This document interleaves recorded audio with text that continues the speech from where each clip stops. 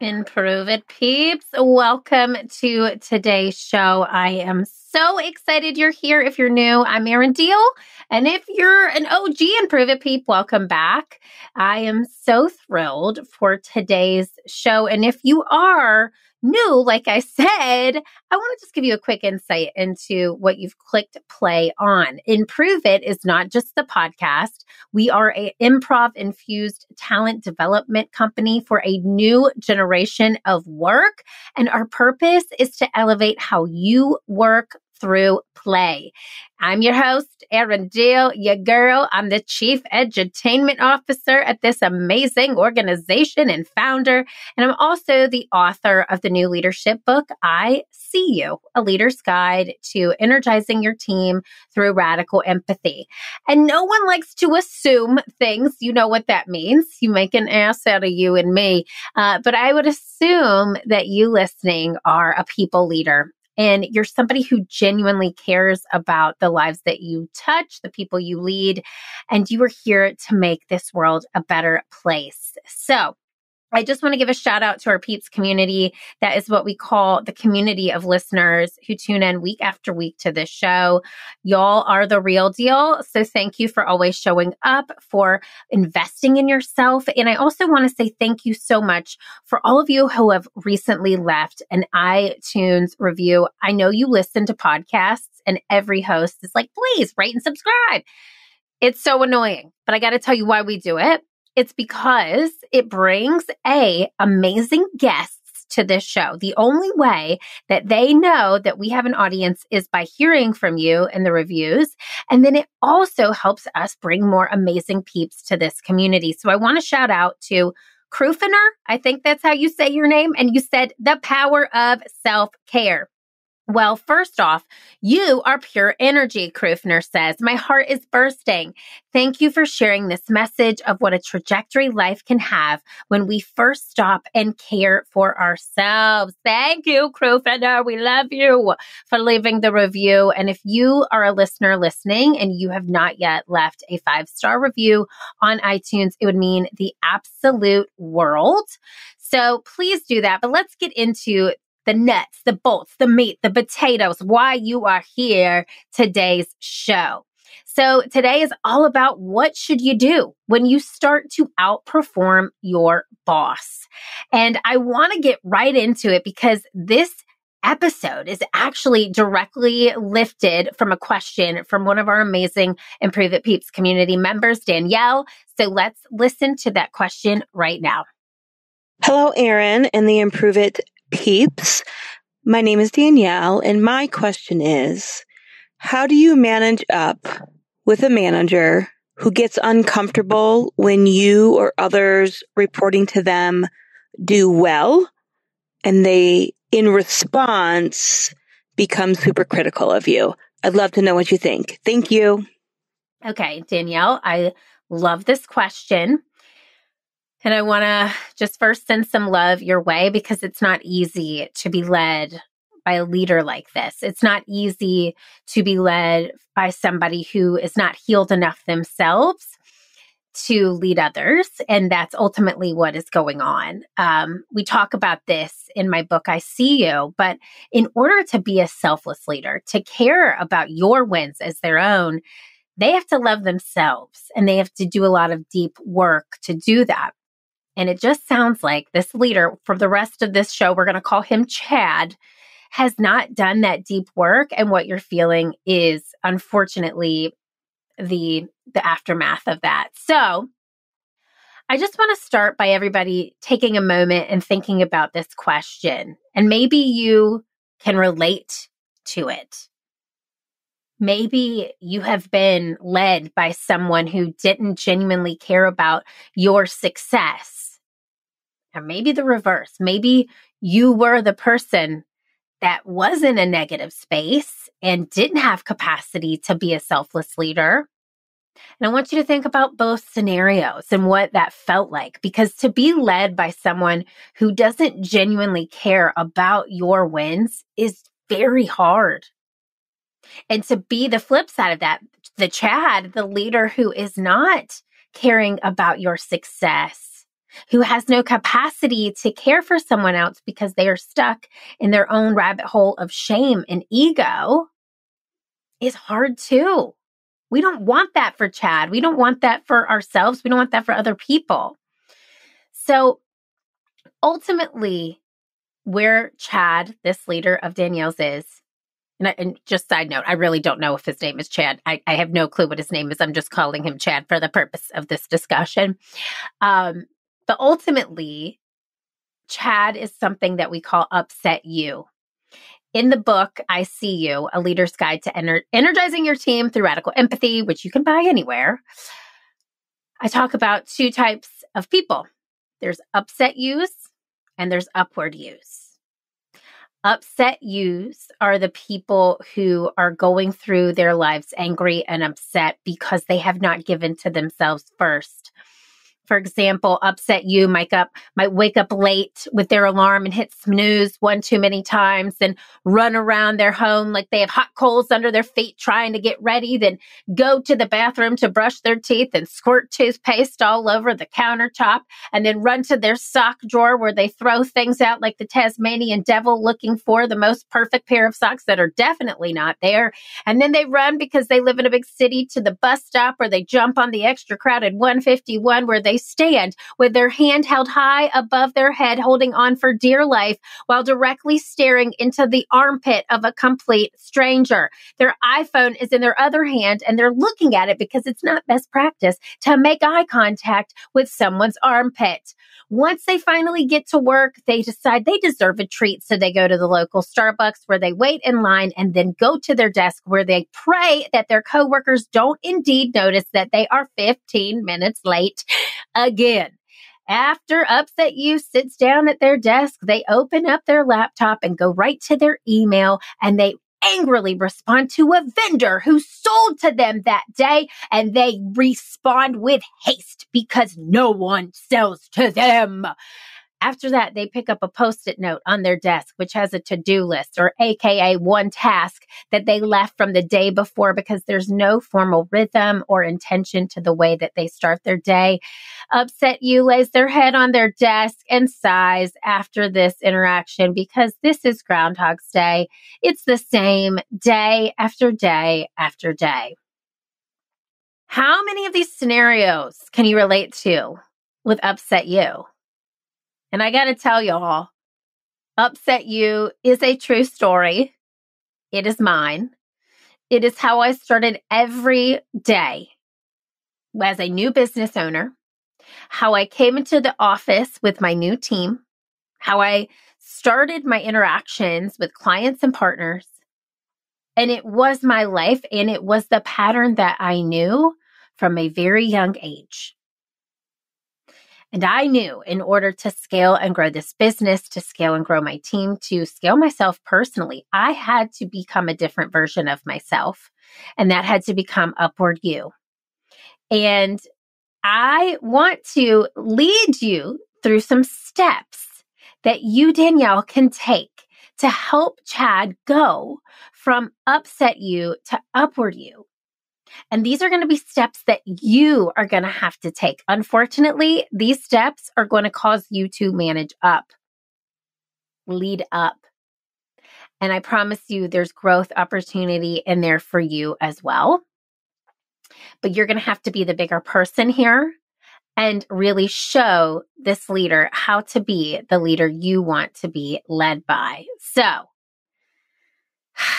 let's get into it. I want to remind you as I give you these steps, and this is for everyone listening, we can't control other people. Unfortunately, we can't control how our leaders lead us. We can only control two things: our attitudes and our effort. And these steps are going to help you retain and maintain and reframe your mindset.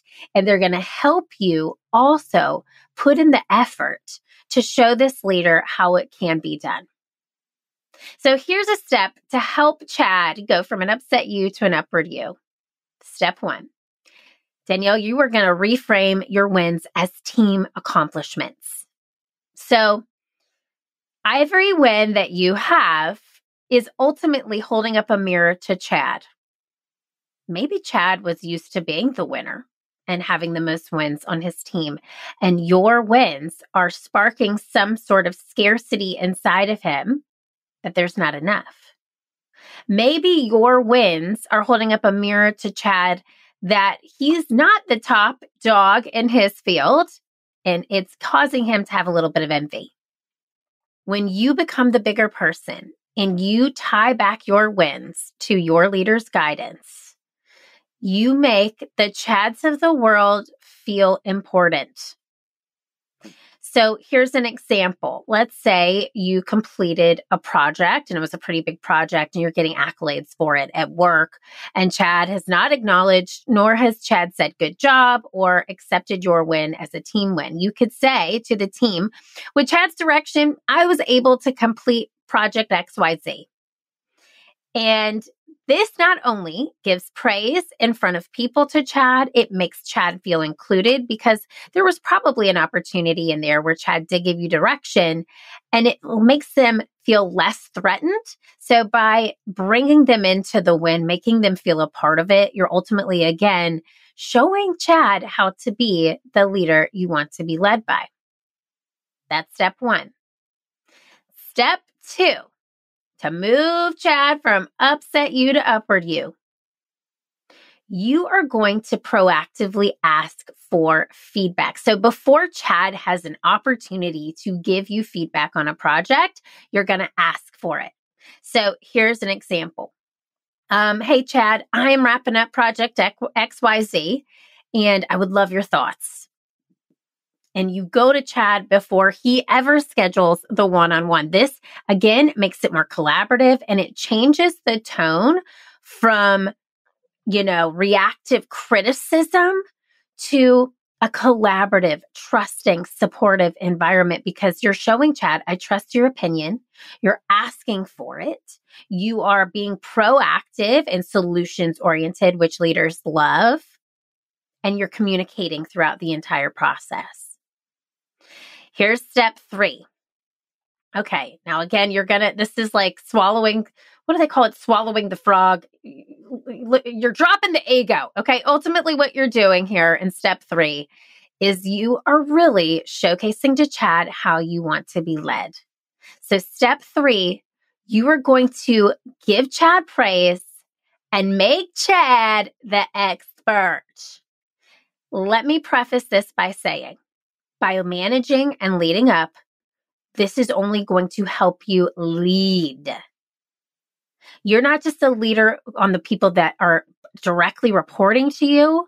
You are a leader by nature. You're actually a light worker in this instance. So if you can think of yourself as a light worker in this instance, it's going to help you dramatically. It's going to help you dramatically, not traumatically. I hope it's not traumatic.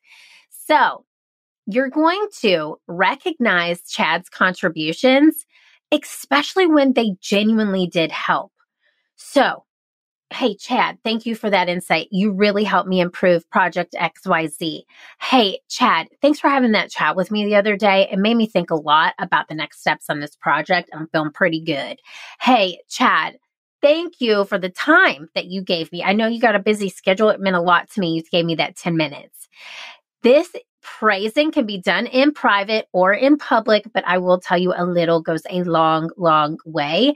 It builds trust again with Chad and makes them feel valued. Because remember, Chad is hurting. This isn't your problem. This is nothing that you have done. Doing a good job is not a problem. And it's actually not anybody else's problem, but your own, to figure out how to interact with Chad. I've heard this many times from a spiritual mentor that I love, that relationships are tests. They're our biggest assignments. They help us grow the most. So if you can think of this as one of your greatest assignments, Danielle, I promise you it will make a huge difference. Here is step 4.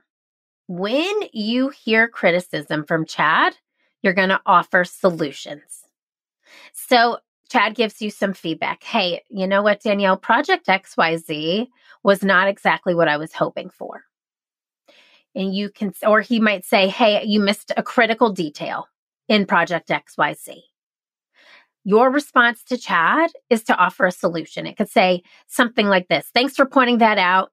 I'll make sure I double check that section. And in the future, I'll send you a quick review before finalizing. Acknowledging you made the mistake, showing how you're going to fix it in the future, and then following through with that promise. Beautiful. Chef's kiss. Mwah. Okay. Step 5. Now, Chad's going through it, right? So he might not even know what success looks like for him when he assigns you a project. Step 5, you are going to set clear expectations. You're going to clarify their goals on the upfront. So Chad gives you a new project. He gives you project ABC, all right? You're going to ask questions to Chad before you start the work. I just want to set clear expectations here. What does success on this project look like to you? How can I make sure this is aligned with your vision? Chad, what would be your log line? You know how a movie has a log line where it's 2 to 3 sentences and it encapsulates a whole 2-hour movie? What would the log line of this project look like for you? I love asking clients that question because it really makes them boil it down to what are we hoping to achieve from this? So putting that into context for Chad, again, is going to set his expectations. It's going to make him think through what success looks like. It's going to make you look good because you can deliver on that commitment and those expectations. And it's going to establish trust yet again. So I just want to remind you that this is a test. You are being tested. The universe is saying, hey, I'm giving you this test because there is a lesson involved. But what will happen if you apply these 5 steps to how you're leading up? It will affect every facet of your life, how you lead your team, how you lead your family, how you lead your association that you're a part of. And it will be such a mirror for you of how you want to embody your leadership qualities moving forward. So I wanted to use this opportunity to read something to you from I See You, because we talked about upset you. And upset yous generally run in packs. You know, misery loves company. So Chad's probably got another couple set of Chads that he talks to on the regular because Chads are upset and they don't like the high vibes of others. And you, my friend Danielle, are a high vibe person. And I say in the book that your vibes are VIBES. You are a very important believer in energetic significance. You believe in putting positivity out to the world, and by doing so, you attract it back tenfold. I have an activity here that I would love to share with you for the next time you feel like the Chads or the upset thems of the world are trying to take down your high vibe. And so this is something I do every single day. I promise you I use this activity in my mind once or twice a day because, listen, I got a lot of energy. I try to have the high vibe. And let me tell you, it's intentional. This ain't toxic positivity, people. This is intentional practice and mindfulness. And I tell you what, when somebody tells me, oh, you have so much energy, I'm like, thank you, because I freaking work for it, man. I get up and I work out and I do a mindfulness practice to stay here so I can be the light that I want to see in the world. So if somebody's trying to come at you, if Chad is coming at you with these negative vibes, this activity is going to help. And I'm going to read you a little preface before we get to the activity, because it's called Protecting Your Vibes. It is from chapter 12 of I See You, called You Are a Magnet, on page 158. Protecting your vibes. Because your magnetic power is so strong, you will start to find that a lot of people want to be in your presence. That's you, Danielle.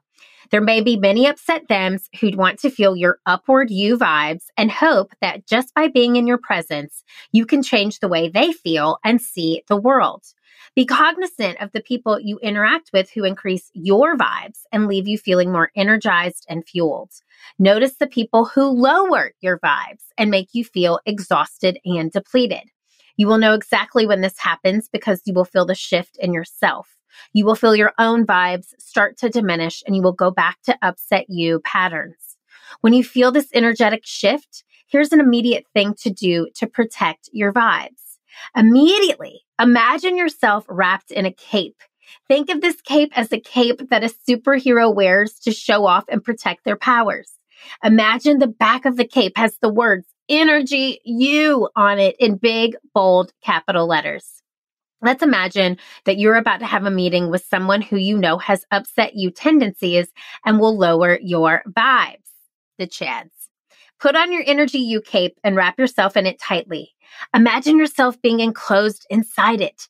Give the cape a color, mine is teal, and wrap yourself snugly in this beautifully colored piece of cloth.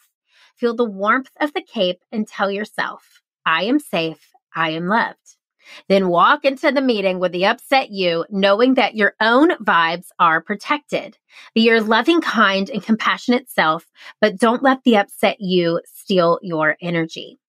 In many cases, this upset you will be triggered by your own vibration and will try to stop at nothing to lower it. Your Energy You cape will not allow the upset you to take down the positive self-love that you've worked so hard for. The invisible cape is your shield, and that shield will protect your energy in times of need. By raising this shield, you can stand tall in your power and give out the selfless leadership vibes that you have worked so hard to create. Your Energy You cape is always there for you in whatever moment when you need it. So the next time you're engaging with an upset you and you start to feel your energy shift and drain, throw on your cape, stand tall in your power, and know you are protecting your own energy and strength. I love that, you guys. I really do that. I really, really do that. And sometimes I'll burn a little Palo Santo to get real woo-woo and pretend that I'm doing it alongside of my cape just because I'm like, don't steal my energy. Don't steal what I've worked so hard to create. Also, in the book, on the next page, there's another activity called Stand in Your High Vibes. That is a step-by-step activity to help you just continue to be strong in your own power. So I just want to encourage you, if you have not gotten yourself a copy of I See You, you can buy it anywhere. There's a link in the show notes. And if you truly are like, listen, money is tight, I don't have any money right now to get a book, email me and I'll send you a copy. And I'll sign it. That's how much I love you. All right. So I want to just recap really quickly what we've talked about today. Danielle, thank you for sending in this amazing question. I know and hopefully hope that this answered your question and helps you manage up with a leader or a manager who does not bask in your success. I want you to remember these 5 steps the next time you are interacting with the Chad or an upset you. You're going to reframe your wins as team accomplishments. You're going to proactively ask for feedback. You're going to give the Chad some praise and make them the expert. You're going to offer solutions to criticism, and you're going to set a clear expectations before projects even start. I am so proud of you. I also want you to stand in your own vibes and protect yourself with your Energy You cape. You can make it whatever color you like. Y'all know I like teal, so mine is teal. And I also just want to remind you, we have a workshop that helps all through the long years of team morale being low. It helps with low productivity, low communication, and that's our team building workshop specifically. It's all about showing up plus support equals collaboration. And this is something you could suggest to the Chads in your life. It is a team building workshop in person for up to 2 hours, and it's a virtual workshop for up to 50 people, which is an hour and a half. We have done this workshop for the past 10 years. It's probably tied neck and neck with effective communication, our second most popular workshop. But I have an amazing team of facilitators here at Improve It who do this workshop all over the world. And it really does help everyone come together and collaborate in effective ways and really showcases people to their leaders. We encourage all leaders from an intern to a CEO to do the workshop together and come together to really understand how to support, show up, and collaborate together. So if you are interested in that, reach out to us at learntoimproveit.com to learn more, or you can send us an email at info@learntoimproveit.com. I just want to remind you, if you could leave us a 5-star review today on iTunes, it would mean the world. Will keep bringing this amazing free content to you. And if you have a question like Danielle, there is a space in our in our show notes called SpeakPipe, where you can just hit record, press a button from your phone, and literally send a voice note in seconds to ask any question that we can use to create these episodes for you. My Improve It peeps, you know what I'm going to say. I want you to keep failing, keep improving, because this world needs that very special it that only you can bring. I'll see you next time.